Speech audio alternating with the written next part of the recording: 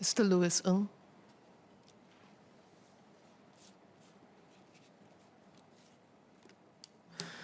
Madam, this bill will establish the Cosmic digital platform for financial institutions to share information about their customers whose information contain red flags relating to economic crime.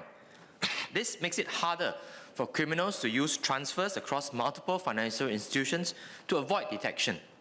Despite the difficult economic climate, I'm glad that Singapore remains an attractive financial centre, with increased fund inflows from an increase in the number of family offices from 400 in 2020 to over 700.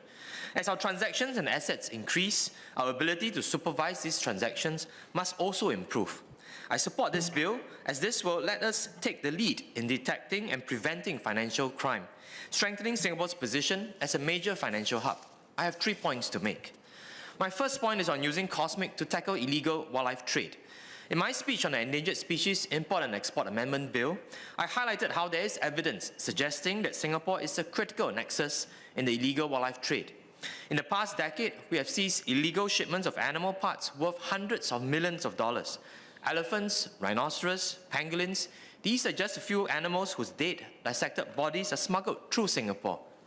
In April 2019, we broke the record by finding 12.9 tons of pangolin scales being smuggled in a shipment from Nigeria.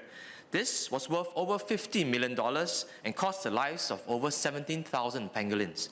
Just a week later, we seized another 12.7 tons of pangolin scales. 3 months after that, we seized a shipment of 8.8 tons of ivory, estimated to come from nearly 300 African elephants. In October 2020, NPARC seized 34 kilograms of rhinoceros horn from a man travelling from South Africa to Laos through Singapore. This is the largest seizure of rhinoceros horns to date. Such seizures are just the tip of the iceberg.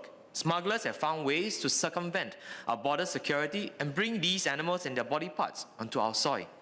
When you look at the size and value of animal part seizures at our borders, we are talking about operations that must, by logic, involve financing, coordinating, and operations on a large, organized scale. A $50 million shipment of pangolin scales is not the work of isolated individuals. These criminals have the know-how to avoid and evade detection through complicated transactions, and this is why we need a platform like this.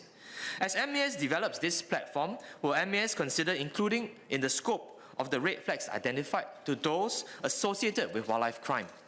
Will MAS also work with investigators of wildlife crime to ensure Cosmic data is used to both identify perpetrators as well as help banks do so? By making this data available for stakeholders tackling wildlife crime, our financial sector will be able to play an important party in battling this illegal wildlife trade. FATF has flagged the illegal wildlife trade as a major transnational organized crime. It is a perfect candidate for the powers under this bill, and I hope MAS will take this into consideration as we develop this platform further. My second point is about the policing of privacy regulation. This legislation does a good job balancing the goal of reducing economic crime with the concern of privacy. Banks obtaining info via Cosmic will only be able to share it in certain circumstances with a limited set of people, even within their own organization. Cybersecurity measures must also be in place to protect the information. But how will MAS ensure that banks hold themselves up to these standards? If a bank officer forwards it to a colleague who should not have access to the information, how will MAS find out? Will there be data audits to track the flow of Cosmic information within and out of banks? Information obtained from Cosmic will be highly sensitive, and improper circulation may have serious implications for those targeted. MAS must ensure banks protect the information properly.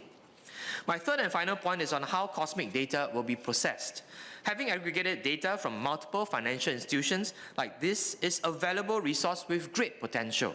MAS has stated that the SRTO will have access to data from Cosmic for its analysis. Can Minister clarify whether there are further plans to provide other government agencies or financial institutions access to the Cosmic data? On one hand, this data could be mined to gain valuable insights about suspicious activity. This could even be shared internationally to strengthen enforcement globally. On the other hand, the processing of such data must be carefully governed. It must not be done in a way that might breach confidentiality. it should not be analysed by banks for commercial business purposes. Since this relates to allegation of criminal conduct, machine learning or AI models analysing the data must also be carefully managed to avoid any bias. If there are plans to share cosmic data with other entities, can ministers share what safeguards are in place? Madam, notwithstanding these clarifications, I stand in support of the bill.